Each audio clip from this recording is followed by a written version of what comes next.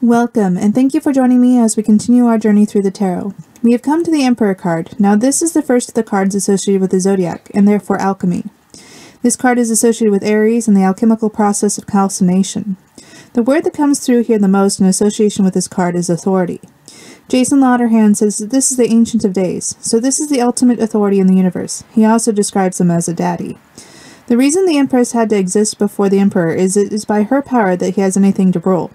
Her fertility has given rise to a garden, the same as the one depicted in the Magician card, that the Emperor sets into order. In the Good Tarot, Colette Baron-Reid lists authority as the corresponding word. She explains, "Following the rules right now is exactly what I should be doing. People in authority come to my aid and give me good advice when I ask for it." Page 6. Her card is a little silly with a lion-headed emperor with a sword. The lion is the wrong symbol here as it's associated with Leo, and there is no hint of the ram. So I'm not a huge fan of this one. Chris Ann in the Light Seers Tarot describes the Emperor this way. The Emperor's message is one of the ambitions met and success found. Often seen as the card of the Divine Masculine, the Emperor brings forth a desire to build a better world, one brick at a time. While becoming your own Emperor means infinite possibility for your success, it also means addressing any issues you harbor around authority, control, and willpower. Page 27. I like Chris Ann's version of the Emperor. She shows the ram's head on the wall, symbolizing Aries. The Emperor looks as though he's sitting on Mars, which rules Aries. He's holding a pawn, indicating that he's placing things in order. The generic deck of the Rider-Waite Tarot that I bought describes the Emperor as a great person, power, stability, conviction, and reason. I'm surprised it didn't include the word authority, but perhaps that is what is implied by a great person.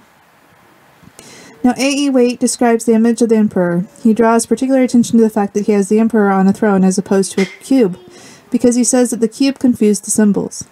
Waite explains, the Emperor has been described as a will in its embodied form, but this is only one of its applications, and B as an expression of virtualities contained in the absolute being, but that is a fantasy. Page 42. As usual, we will focus on the explanations Paul Foster Case gives for the symbolism. Paul Foster Case explains, the title of Key 4 Emperor means he who sets an order. It implies both authority and paternity. The orange color is symbolic of the sun's exaltation in Aries. He wears a red crown on his head, and the mountains in the background are also red. These both symbolize Mars, the ruler of Aries. The barren mountains also represent the sterile nature of regulation and mere supervision. The river in the background is the one that flows from the high priestess's robes.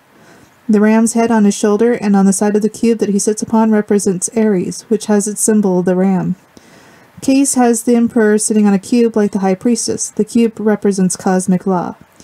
The metal of the king's crown is gold, which is also associated with the sun, being exalted in Aries.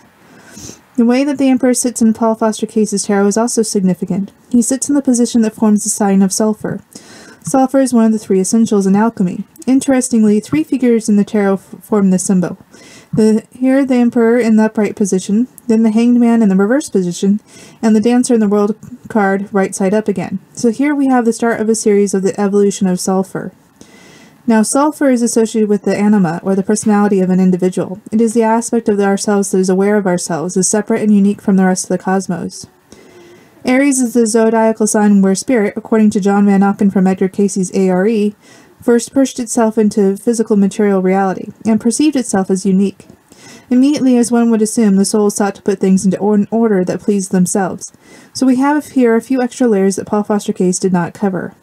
Also, we have the globe that the Emperor holds. This is a cross over the circle of spirit. This was the original alchemical symbol for Mars, which again rules Aries. Waite describes this as a universal symbol for authority. Case describes it as a symbol of dominion. Along with the cube, there is a divergence from the Waite's tarot in that Case shows the Emperor in profile. This is to emphasize the one all-seeing eye. Jason Lauderhand goes on to say that this is the same eye as on the back of the dollar bill. If you look into the all-seeing eye information, it's really interesting. It goes back to the Eye of Re, which is from the Egyptian tradition. Case explains, none of the old esoteric packs of the tarot show him full face, nor does the unpublished esoteric version, by which Kabbalists invariably represented the Ancient of Days. So again, we have a reference to one of the names of the Hebrew god. Case goes on to explain further. In one sense, the Emperor represents the grand architect of the universe, the Ancient of Days. Psychologically, therefore, he represents the self-consciousness of man. He frames the constitution of your world. Well, that's it for this video. I hope you enjoyed exploring the different meanings and symbolism for this card. Don't forget to hit the like button and subscribe to see the next video on the Hierophant. Bye for now.